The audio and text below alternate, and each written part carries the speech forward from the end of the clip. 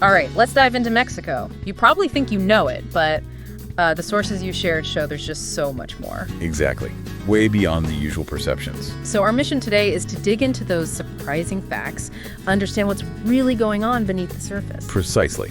And connect those dots for you. Show how these, well, seemingly random facts actually paint this incredibly rich picture of Mexico's depth and its impact. Okay, great.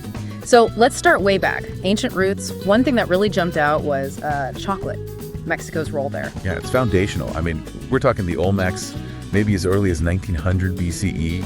They were already cultivating cacao. Wow, that far back. Absolutely. And later, for the Mayans, the Aztecs, it wasn't just a drink, it was valuable.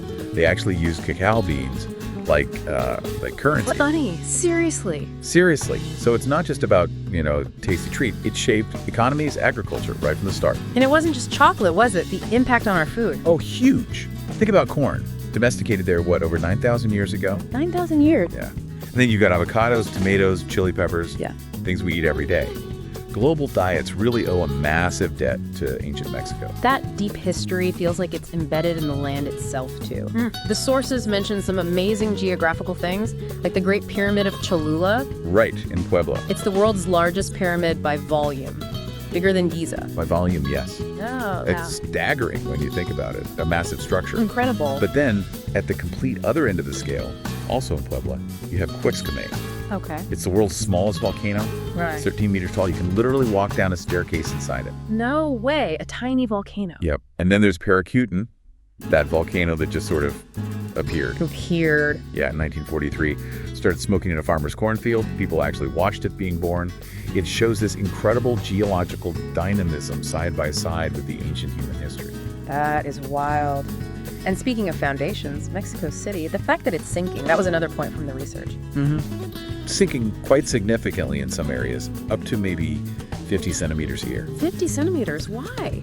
Well, it's built on an old lake bed, right over Tenochtitlan, the ancient Aztec capital. Ah, okay. So it's not just, a weird fact. It creates massive modern challenges, engineering, water management.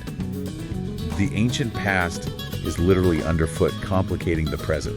That connection, past and present, it seems to run through the culture too, right? Like the languages? Definitely. We think of Spanish, obviously, but Mexico recognizes 68 national languages. 68? Yeah, and 63 of those are indigenous languages. Nahuatl, Maya, Mixtec, tons of linguistic diversity.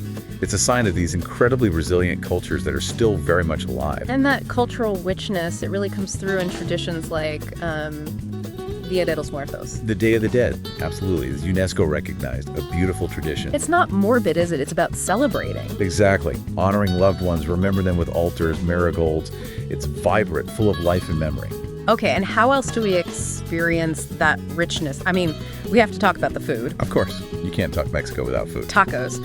But the sources make clear it's way beyond what most people outside Mexico think of as a taco. Oh, absolutely. Hundreds of regional varieties. It's incredibly diverse. You find things like chapulines in Oaxaca. Grasshoppers. Toasted grasshoppers. Yeah, they're actually really good. Salty, crunchy. Yeah. Don't knock them till you try them, like you said. Okay, maybe one day. So wrapping this up, this deep dive, it really shows a Mexico that's, profoundly complex. Ancient roots, global impact, crazy geography, this living culture. It's a land of contrasts, deep history, constant evolution. It definitely makes you realize there's always so much more beneath the surface, doesn't it? It really does, and maybe that's the thought to leave you with. How do all these layers, the history, the nature, the culture, how do they make you rethink your first impressions of a place?